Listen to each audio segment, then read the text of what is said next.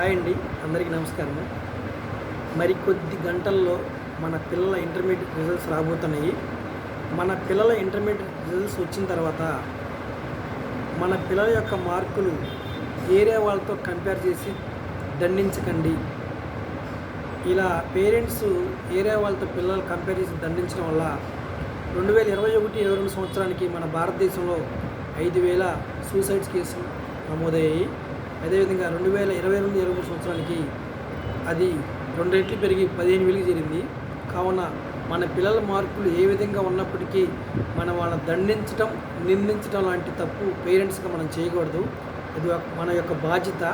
మన పిల్లలు మార్కులు తక్కువ వచ్చినా, ఫెయిల్ అయినా మళ్ళీ రాసుకోవడానికి అవకాశం ఉంది అని మన పిల్లలకు మనం చెప్పినప్పుడే మన పిల్లల యొక్క బంగారు భవిష్యత్తుని మనం తీర్చిదిద్దిన పేరెంట్స్గా మిగిలిపోతాము. దండించకండి, నిందించకండి. Thank you.